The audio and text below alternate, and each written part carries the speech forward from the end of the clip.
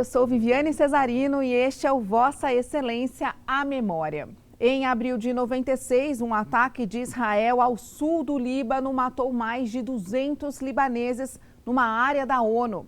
E o nosso entrevistado de hoje, poucos meses depois que era vereador suplente, foi eleito com mais de 18 mil votos como um legítimo representante da comunidade árabe e muçulmana de São Paulo.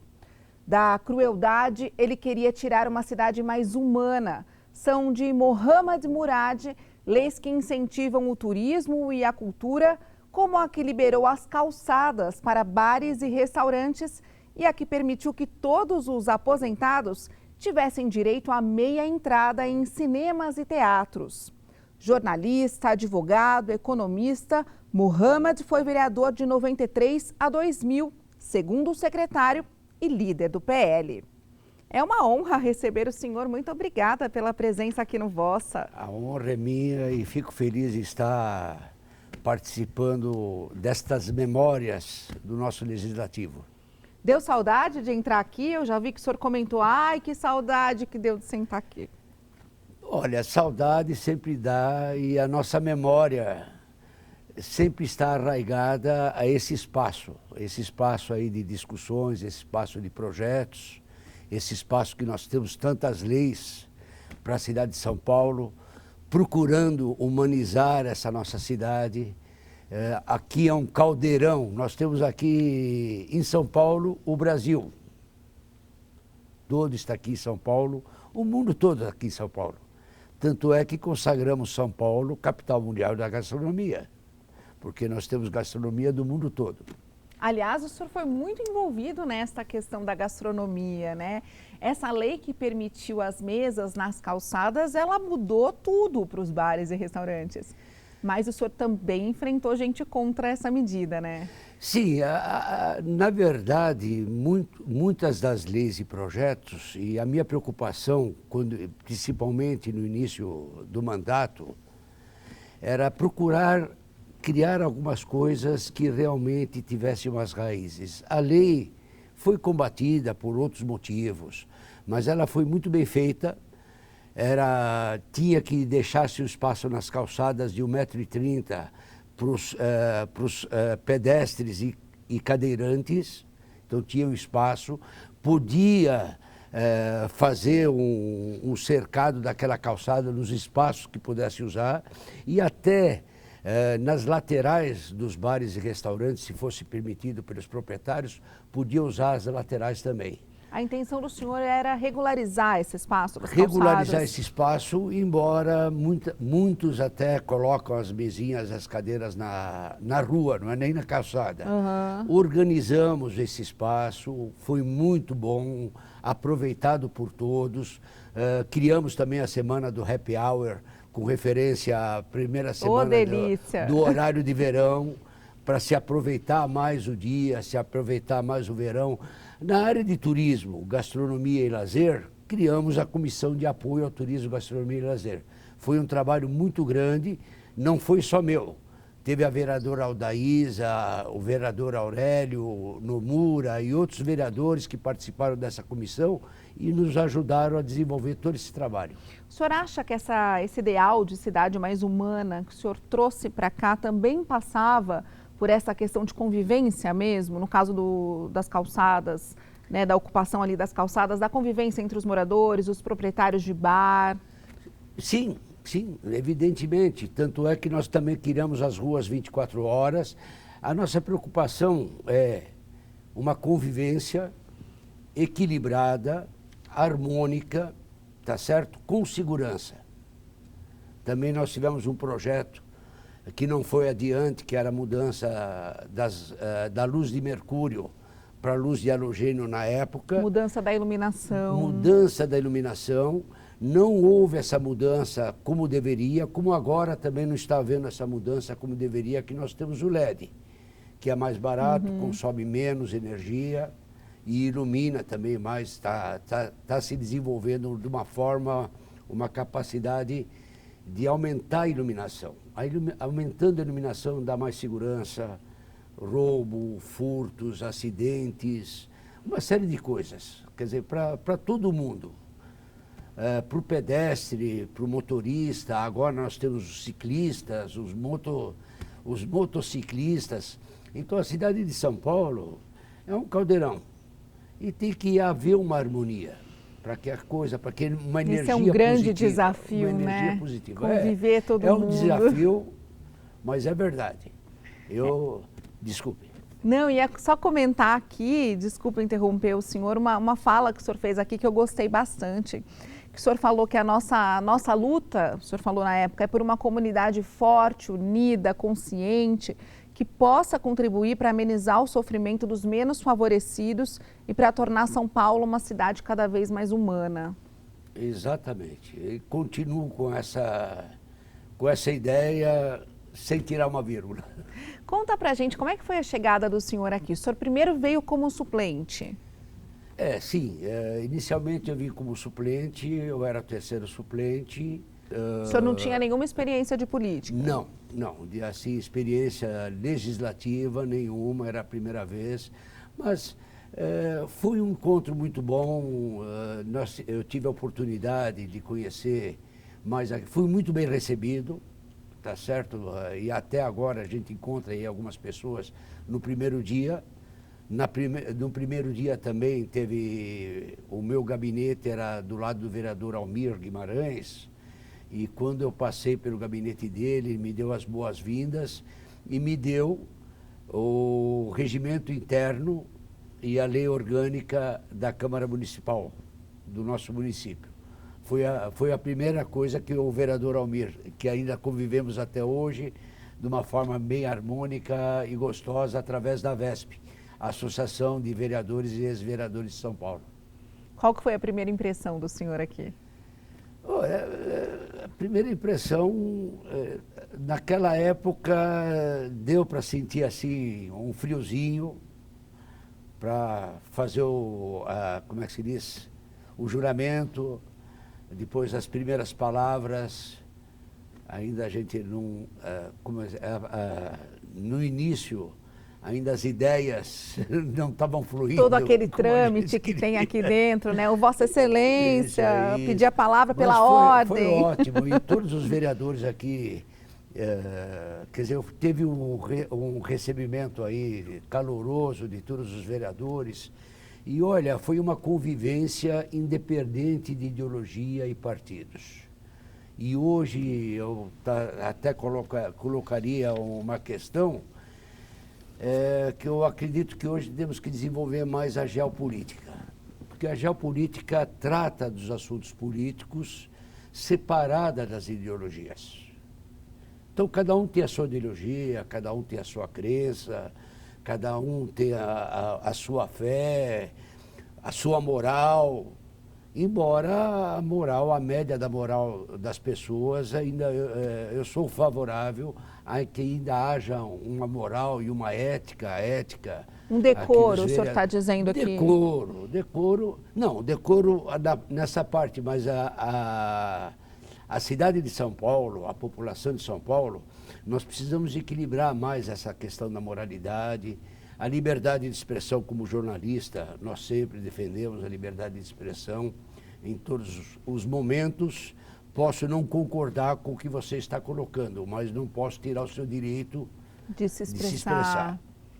Vamos contar um pouquinho, então, essa questão que eu falei na abertura, né? Que foi esse ataque, que foi um marco muito grande naquela época. O senhor estava aqui como vereador suplente.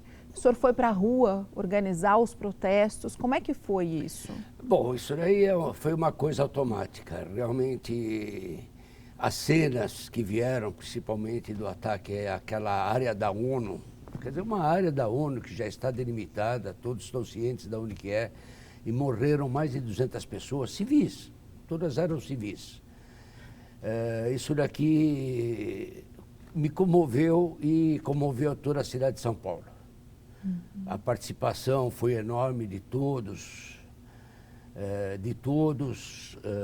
como se diz, de todos, as ideologias, de todas. Não teve separação aí de religião, de origem? Teve, inclusive, tem um grupos que todo mundo se uniu nesse sentido. de repudiar e condenar este e outros ataques que foram cometidos, procurando paz, procurando segurança. O pessoal comete os maiores crimes. E o senhor foi para a rua? Fomos para a rua e tivemos muito sucesso e a participação de todos. Vamos chamar então um intervalo, a gente conta no próximo bloco, tem mais lei importante para a gente falar do senhor, mas a gente vai falar também um pouquinho daquela época da máfia dos fiscais, o senhor participou ativamente, né, das questões das CPIs. A gente volta já já com Vossa Excelência a Memória, não sai daí, até mais.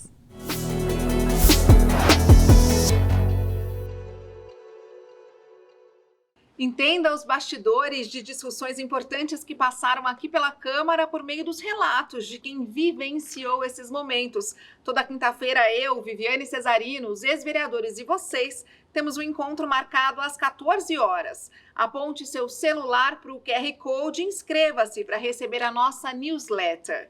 Rede Câmara, sua conexão com a política da cidade.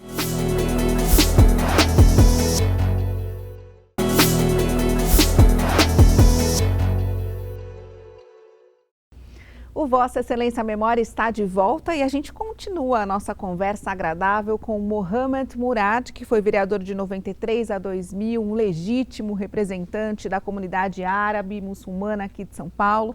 Está contando para a gente como é que foram as ideias dessas leis super inovadoras que ele conseguiu aprovar aqui na Câmara. Ó, a lei que dispensa a parada dos ônibus nos pontos para os portadores de deficiência e uma lei importantíssima que foi a que permitiu que todos os aposentados pagassem meia entrada, né, na compra de ingressos para cinema, shows, teatros, inclusive os que eram aposentados por invalidez, o que foi uma grande novidade para a época. Só que, gente, essa lei foi aprovada aqui e depois chegou lá na prefeitura e foi vetada. O que aconteceu depois?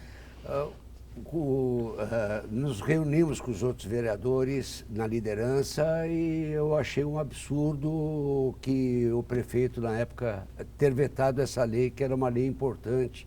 E para respeitar todos os aposentados que trabalharam durante todos esses anos, e agora na aposentadoria eles não queriam nada de graça.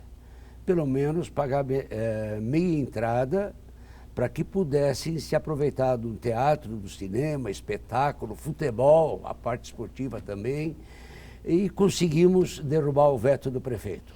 O prefeito Paulo Maluf tinha vetado. Exatamente. Não é fácil derrubar um veto, né? Vamos contar para os nossos telespectadores como é que funciona isso. Tem que ter força política. O veto tem que ter 67% dos votos para que se possa derrubar o veto, mas todos os vereadores, de uma certa forma, a maioria dos vereadores absoluta concordou em derrubar esse veto e trazer, não é um privilégio para os aposentados, mas fazer justiça com os aposentados. Isso é o mais importante. Na nossa vida, nós temos aí o exemplo do califa Omar, que ele estava saindo de Jerusalém, junto com as suas pessoas, e avistou de longe um velhinho plantando uma árvore. Ele chegou até o velhinho e perguntou: você está plantando essa árvore? E era uma tamareira. E a tamareira leva décadas para começar a dar os frutos. Você está plantando essa árvore, mas você não vai se aproveitar dos seus frutos? E o velhinho respondeu para ele: outros plantaram, eu colhi. Eu estou plantando para que os outros colham. É essa a vida do vereador na cidade de São Paulo. Plantar para que a comunidade colha, para que a gente tenha uma vida melhor. O senhor se emociona de falar? Sim. O senhor acha que às vezes a política não é tão valorizada? As pessoas às vezes falam tão mal, né, do trabalho do vereador, mas não sabem o tanto que eles trabalham aqui dentro por uma cidade melhor, né? Olha, todos os vereadores trabalham, cada um tem o seu perfil. Quando me perguntaram no começo o que você acha disso, o que você acha daquilo, eu falei: olha, cada pessoa responde pelo que faz. Eu vou responder pelo que eu estou fazendo. Então eu não estou preocupado com a vida das outras pessoas e dos outros vereadores. Eu estou aqui para trabalhar como vereador.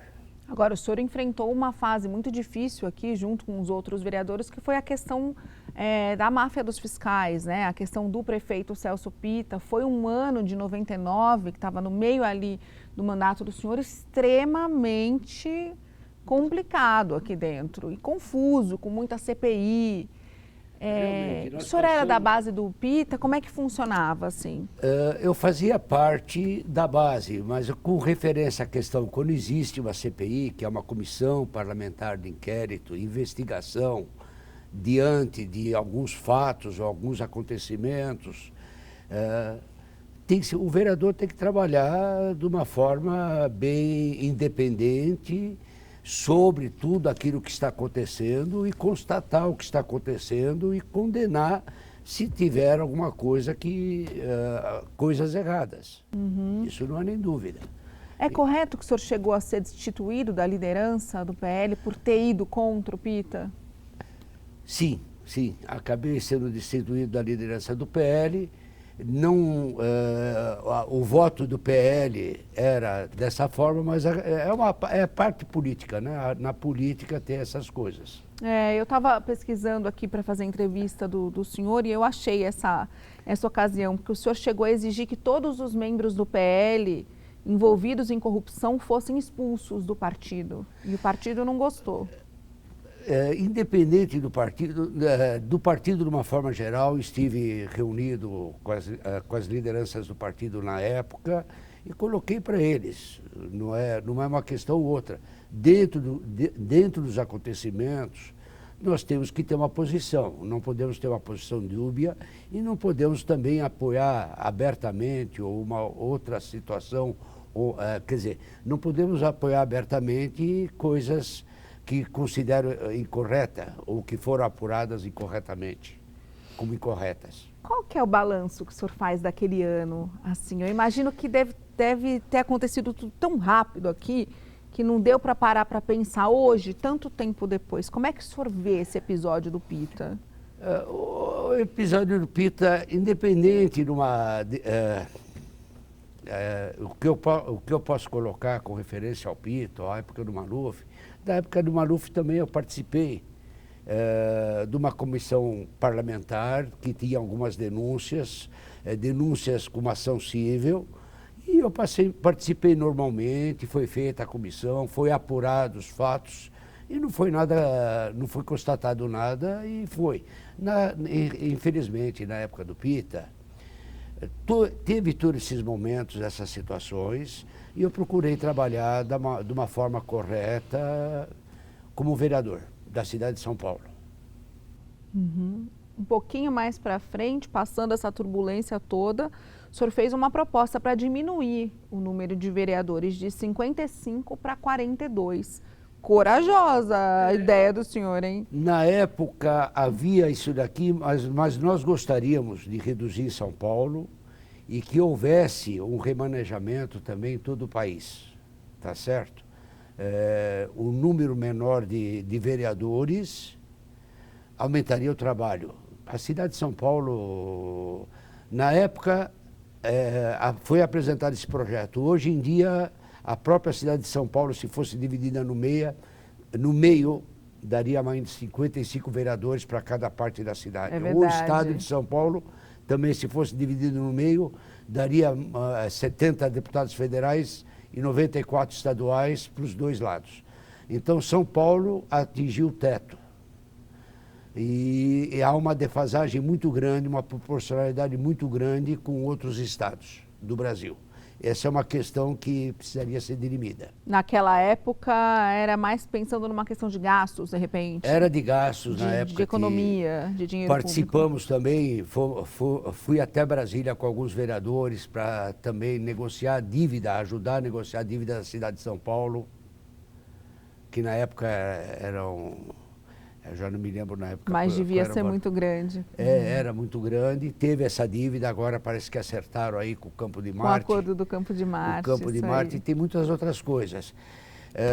Fui relator do orçamento de 2000, tá certo? Nessa relatoria, inclusive, eu coloquei como orçamento cidadão. Tá? Na época, esse nome pegou. Orçamento Cidadão realmente acabou pegando. E na época o PT estava sugerindo um orçamento participativo. Eu falei, ainda não é orçamento participativo, que o orçamento veio da prefeitura, e nós, como Orçamento Cidadão, foi a primeira vez que nós fizemos 14 reuniões regionais na cidade de São Paulo para ver as demandas. Vocês iam até o bairro, então, até as regiões. Sim, até o bairro. Olha Ipiranga, juntava Ipiranga, Jabaquara, Perus. Isso para discutir o orçamento. Para discutir o orçamento. Os vereadores da Comissão de Economia, nós fomos para todas essas 14 reuniões antes de aprovar o orçamento.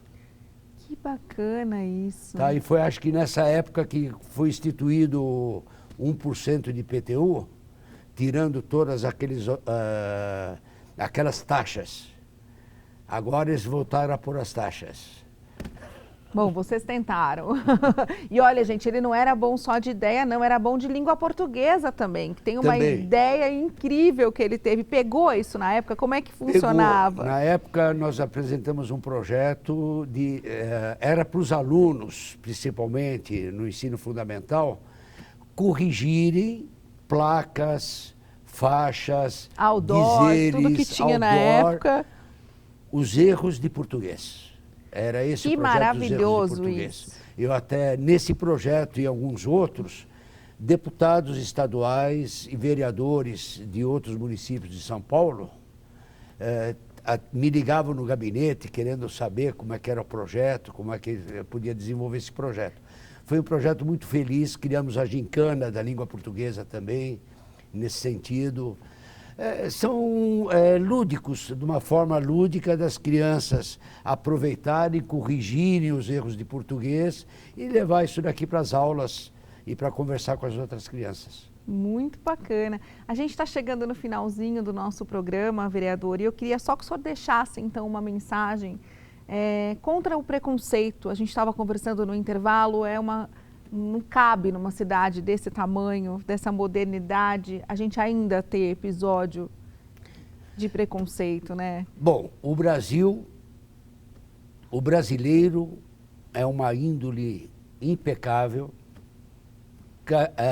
amigo de todos, ajuda todo mundo, dificilmente a gente vê isso. Mas o que eu vejo, e eu acho que é um ponto crucial, 11 de setembro, acabou criando estereótipos bem preconceituosos, bem racistas. O 11 de setembro, lei patriótica, nós já não estamos nesse mundo. Não. Esse mundo de guerras, esse mundo de violência, violência só gera violência. E o 11 de setembro foi realmente esse ponto que acabou inflexionando. Por ser árabe, por ser muçulmano, por ser libanês, por ser palestino, por usar o hijab, todo mundo tem o direito de se vestir e se expressar de acordo com a vontade dele. A muçulmana que quiser usar o hijab. Na época, há 50, 60 anos atrás, uma boa parte das mulheres, ainda muitas mulheres que vão às igrejas, usam lenço. Não tem que ser obrigatório, mas esse estereótipo do 11 de setembro acabou criando um preconceito muito grande, o eu e o ele, que eu estou certo, o outro está certo, e em nome de Deus, em nome de Alá, se comete tantas atrocidades.